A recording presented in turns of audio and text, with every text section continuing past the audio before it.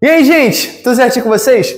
Para quem não me conhece, meu nome é Daniel Curado e espero muito abençoar a vida de vocês com mais uma mensagem. Eu sei que vocês podem estar olhando para a thumb desse vídeo e devem estar estranhando. Pera, não é o Daniel que está na capa? Quem que vai dar essa mensagem? Quem é esse? Mas esse daqui, que está aparecendo aí na tela desse vídeo, é o meu amigo, irmão em Cristo, tão citado, Pedroca. Venha, Pedroca. E aí, galera? Gente, vou deixar vocês na mão dessa pessoa, desse irmão em Cristo que tanto me abençoou. E é isso. Fiquem com o vídeo. E aí, galera, tudo bom? Mano, Pedroca aqui, pra quem não conhece. Então, teve uma coisa, assim, que eu sempre fui pensando ao longo da minha vida. Eu sempre nasci na igreja e tudo mais, mas eu sempre pensava, caramba, o que Deus tem pra minha vida? Quem eu sou de verdade? Será que eu cometi algum erro ao longo desse processo? Isso fez com que os planos de Deus mudassem sobre a minha vida? Enfim, isso é uma das dúvidas que mais ocorrem, assim, que eu percebo, né, na vida de vários cristãos, na minha vida, pelo amor de guarda, às vezes ainda acontece. Mas hoje eu queria falar um pouco mais sobre o que a palavra de Deus fala sobre isso, ao longo de vários trechos aí que a gente vai destrinchando. Então aproveita aí, se acomoda, pega a sua Bíblia de papel. Vamos voltar lá no Antigo Testamento, galera, no livro de Salmos, ficar um pouquinho assim antes do meio da Bíblia.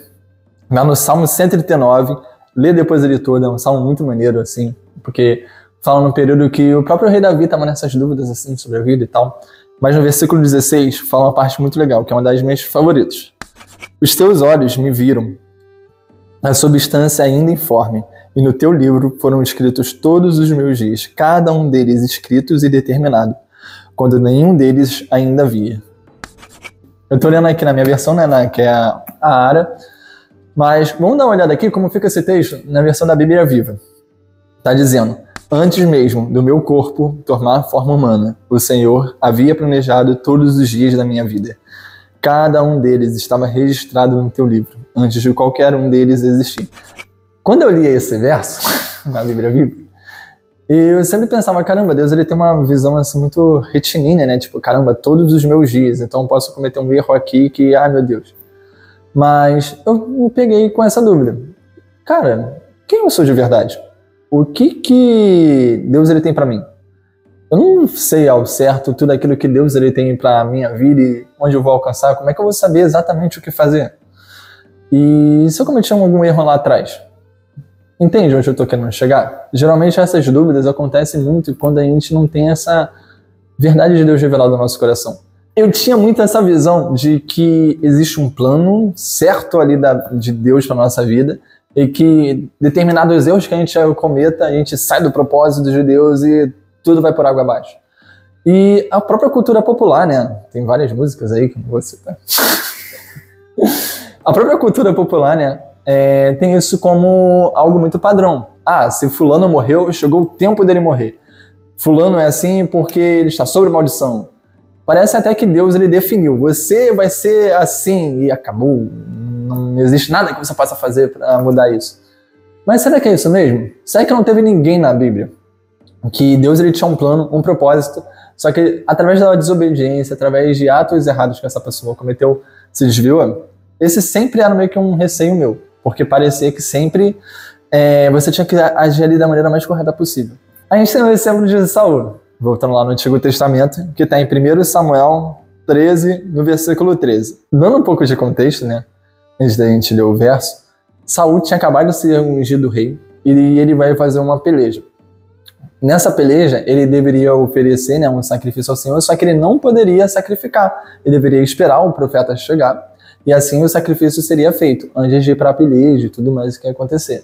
Só que o exército começa a avançar, os aliados dele começam a se retirar e ele começa a ficar muito preocupado com o que vai acontecer e ele vai lá e oferece o sacrifício. Está escrito, né, um pouquinho antes aqui do verso 13, que assim que ele oferece o sacrifício, chega o profeta Samuel. E ele diz, né, lá no verso 12, eu disse comigo, agora descerão os filisteus contra mim em Gigal. Ainda não obtive a benevolência, né, a bondade do Senhor. E forçado pelas circunstâncias, ofereci um holocausto. Então disse Samuel a Saul, procedesse nessamente e não guardar o mandamento que o Senhor, teu Deus, te ordenou, pois teria agora o Senhor confirmado o teu reino sobre Israel para sempre. Verso 14. Já agora não subsistirá o teu reino. O Senhor buscou para si um homem que lhe agrada.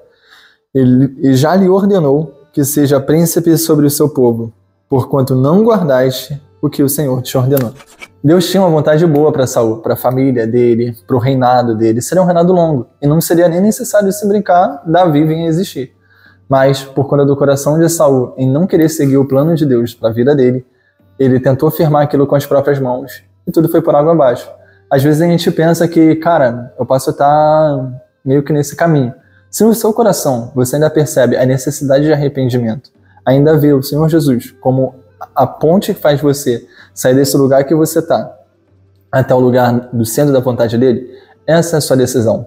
Esse é o ponto crucial que você tem que tomar na sua vida. Não importa o que você vai perder. Se Saul tivesse ligado mais para aquilo que ele perder com o Senhor, que era o relacionamento dele, a unção dele, e não tanto assim para as circunstâncias, a história dele seria completamente diferente. Como lá em Lucas 6, no Novo Testamento, no versículo 16, fala como Judas se tornou o traidor. Muitas vezes a gente pensa, né, às vezes a tradição fala muito de não, tinha que ter um traidor, e esse traidor era Judas, porque Deus viu ali que ele traía. E você percebe que, Jesus já sabia de tudo, e ele trouxe cada vez mais para perto. Você vê que Jesus percebia que o coração dele poderia se corromper. E isso não fez com que Jesus colocasse ele de lado, falasse, eu vou evitar essa pessoa. Muito pelo contrário. Deus é o mais interessado em fazer com que os planos e os sonhos dele se cumpram na nossa vida. Só que, se a gente sempre tentar fazer do nosso jeito, como a gente acha, como a gente pensa, não vai dar bom. Você pode ter nascido de um jeito, com uma condição, em um lugar, com uma classe social. Entenda, quando você conheceu a Jesus, e ele se tornou o seu Senhor e o seu Salvador, todo o seu passado, seja bom ou ruim, foi completamente apagado. Eis que se fizeram novas todas as coisas. Não importa a sua língua, a origem, enfim, Deus ele tem um novo para você. Vamos lá no exemplo disso, que muitas vezes a gente se sente meio aquém dos planos de Deus. Caramba, cara, tá falando que Deus tem um plano maneiro assim para minha vida, mas olha só onde eu tô, Jesus. Teve um profeta muito legal no Antigo Testamento que ele tinha as mesmas dúvidas. Então vamos lá para o nosso amigo Jeremias. Bíblia de papel.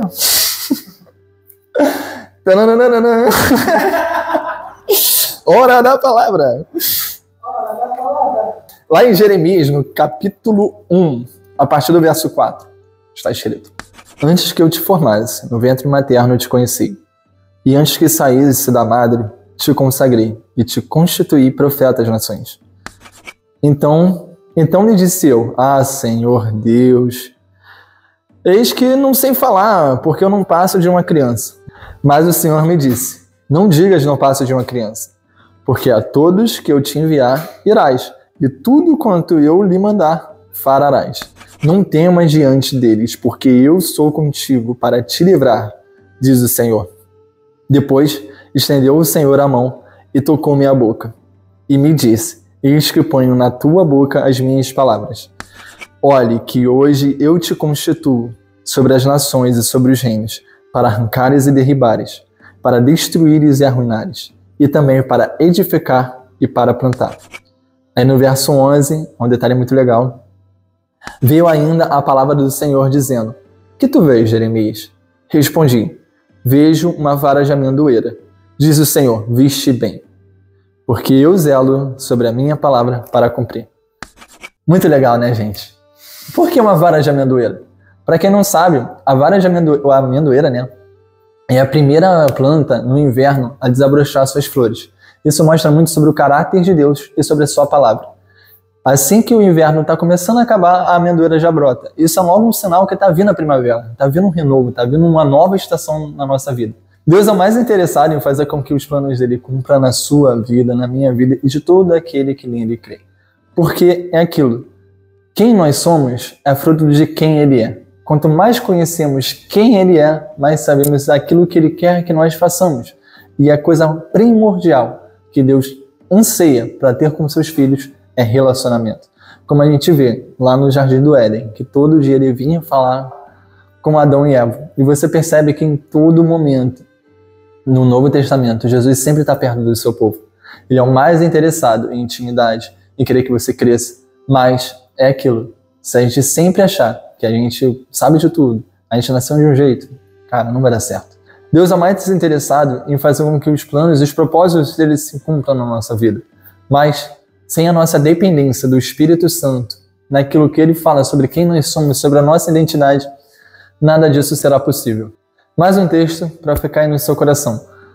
Vamos lá a Isaías 55. Bíblia de papel, galera. Buscai o Senhor enquanto se pode achar. Invocai-o enquanto ele está perto. Deixe o perverso o seu caminho e o iníquo os seus pensamentos. Converta-se ao Senhor, que se compadecerá dele, e voltar-se-á para o nosso Deus, porque é rico em perdoar.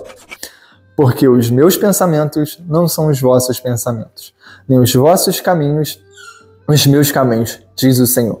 Porque assim como os céus são mais altos do que a terra, assim os meus caminhos são mais altos que os vossos caminhos, e os meus pensamentos mais altos que os vossos pensamentos. Porque assim como desce a chuva e a neve dos céus e para lá não retornam, sem que primeiro reguem a terra e fecundem a faça brotar, para dar semente ao que semeia e pão ao que come, assim a palavra que sai da minha boca não voltará para mim vazia, mas fará tudo o que me apraz e prosperará naquilo que eu designei. Logo no início, dessa leitura, você viu como Deus está perto. Ele é o mais interessado que a gente se arrependa, não justamente só para arrependa-se, mas para que os planos dele se cumpram. Porque quando a gente reconhece que os caminhos dele são mais altos que os nossos caminhos, os pensamentos dele são mais altos que os nossos pensamentos, a gente entrega a nossa vida, entrega o nosso plano e a vontade dele vem e é completa. Imagina essa garrafa. Ela tem um pouquinho de suco aqui, né? Imagina que essa é a nossa vida. E para a gente se encher com o novo de Deus, eu preciso esvaziar por completo. Porque qualquer coisa que eu vá colocar aqui já vai estar sendo contaminada, pelo suco. Ah, cara, mas o suco é bom, tem vitamina C e tudo mais. Viva o suco de laranja. Mas aquilo que Deus quer não pode sofrer essa adulteração, precisa ser daquilo que vem das fontes dele. Às vezes a gente pode pensar que, cara, eu nunca vou conseguir tirar esse restinho de suco de laranja, porque afinal de contas eu já tô nessa há muito tempo, eu já tô vivendo a minha vida há muito tempo. E cara, eu não vou conseguir mudar. Se Deus quer que eu mude assim, então não tem como. Errado. Por que errado? Bíblia de papel. Lá em Efésios 2, abra sua Bíblia. Papel. Efésios 2. A partir do versículo 1, está falando como era a nossa condição. Como não só a nossa condição, mas a condição de toda a humanidade. Deus ele já viu todos os nossos erros, todos os nossos pecados, e ofereceu um único sacrifício perfeito, puro, santo, para justificar a todos aqueles que nele creem. E esse alguém é Jesus. Talvez você possa estar numa situação muito complicada. Nasceu, cresceu de um jeito, e agora está percebendo, cara, não é isso que Deus quer.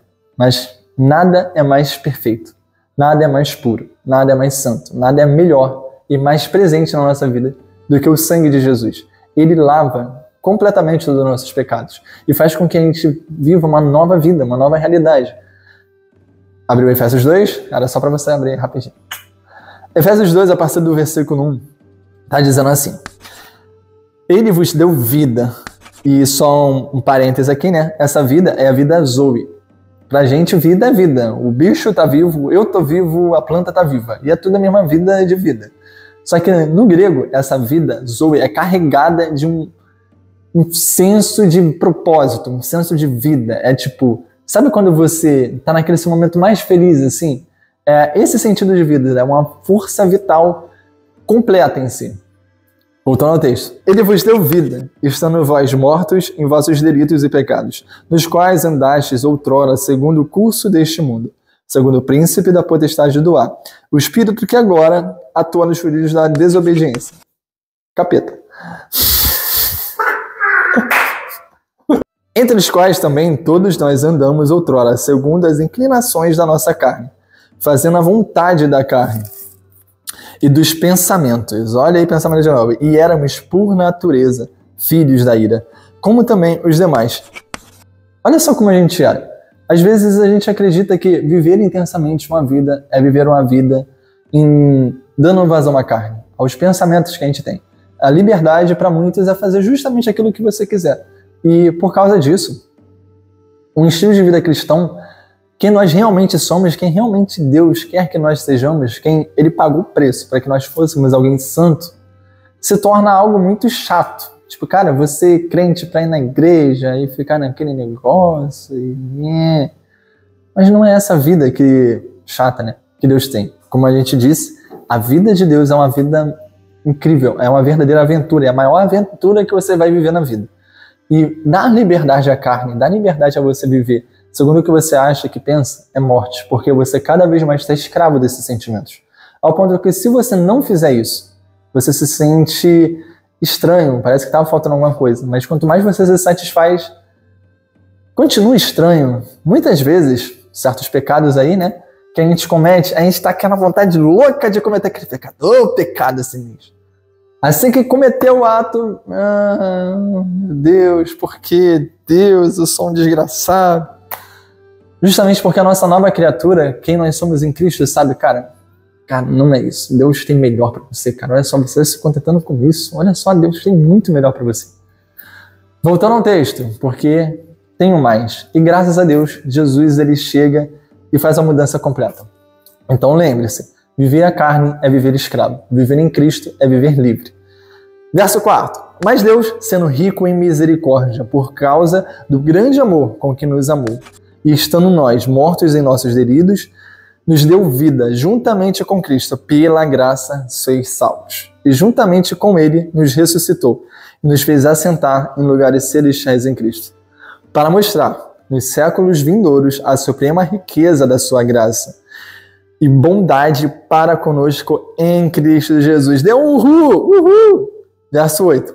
Porque pela graça, por conta de Jesus, né, sois salvos, mediante a fé. E isso não vem de nós, é dom de Deus, não de obras, para que ninguém se glorie. Pois somos feitura dele, criados em Cristo Jesus para boas obras, as quais de antemão preparou para que nós vivêssemos. Olha só como aí o de antemão já está vindo.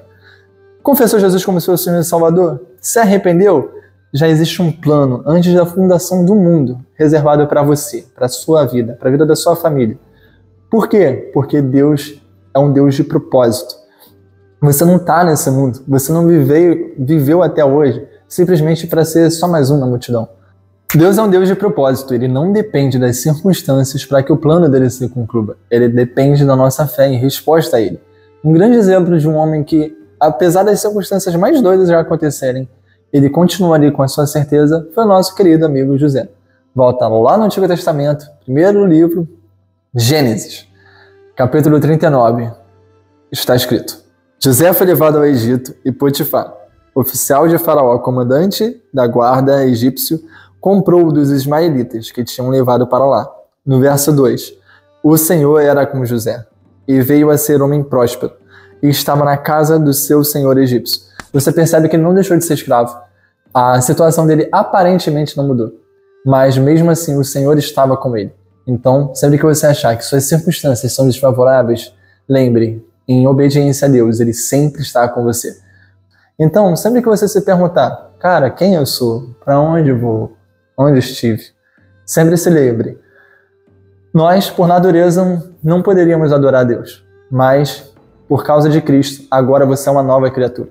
Os planos de Deus são novos sobre a sua vida, não importa o que aconteceu ou o que deixou de acontecer. Em Cristo se fizeram novas todas as coisas. Ele pega todo o nosso passado e lança no mar do esquecimento. Ele escolhe não se lembrar dele. E você tem uma nova vida. O que você vai fazer com essa nova vida? Continuar dando prazer àquilo que te mata? Continuar vivendo uma vida afastada de Deus? Ou do jeito que você está, volta para os braços dele e abraça essa nova vida? Pode parecer que vai levar um tempo, que nem encher essa garrafa. Mas a cada passo que você está mais perto de Deus, 3 passos a mais que você está para fora do mundo. E continua. Até o último dia da sua vida, até o último pulsar do seu coração, você vai ver que você vai precisar se arrepender e correr para os braços de Jesus. Mas a boa notícia é, Ele está perto. Ele ouve o seu clamor. Você não é invisível para Ele. Os que Ele vai cumprir na sua vida já tem um sim e um amém dele. Por que eu percebi de passar essa mensagem? Vivemos em uma sociedade, né, que identidade, pertencer a um grupo, são coisas muito importantes. Por várias vezes, né, eu não me sentia muito bem, justamente porque vem várias vozes assim, cara, eu sou um 7º filho, ou seja, planejamento para minha vida, só Deus. E que bom que foi Ele. Para minha vida vir e estar aqui falando com você nesse vídeo, só pode ter sido Deus. Sempre que a gente se arrepende e ouve a voz dele, ele abre completamente um leque de possibilidades para que você siga e conheça cada vez mais. E se lembre, a vontade de Deus não é um negócio assim que você tem que vir aqui encaixar certinho, senão quebra o negócio todo. Deus já conta, tanto com seus erros, mas principalmente com o seu arrependimento e renúncia a Ele. Quem você é? Quem você decide ser? Que escolha você vai fazer? Beijo no coração de melão de vocês, galera. Até a próxima, se houver. Caraca. Juízo final!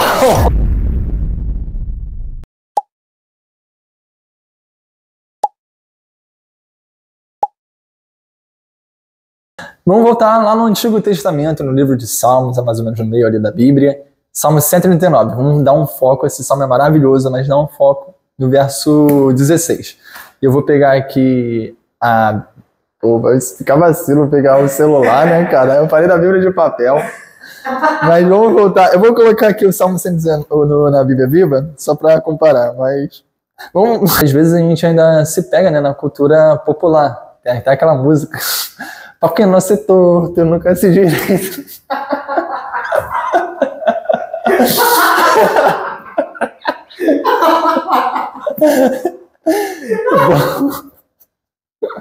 Voltando. Às vezes a gente se pega um pouco. Detalhe, se aproxima mais um pouquinho. Tá. Seja mais amiga da câmera. Oi, câmera. Voltando. Bíblia Viva, retiníneo. Tá. Só dando um pouquinho mais de contexto, né? Pra não sair assim, muito do nada. Primeiro. Tenta evitar. Vai nessa parte mesmo. Não, desculpa se é. Só vai. Tá, então só lê o texto. Não, você pode dar o contexto. Tá. Dando o contexto. Então, dando um pouco de contexto antes da gente ler.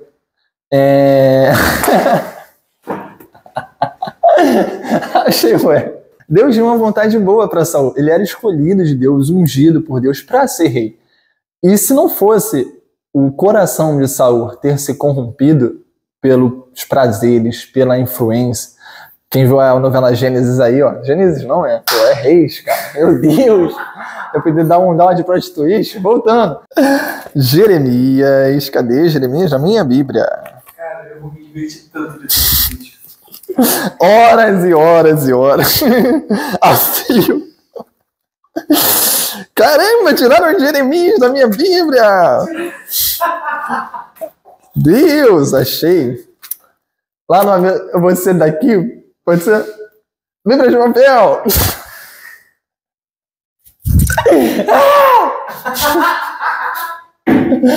Volta no personagem. Acho que eu tenho mais horas de pós-crédito do que de coisa.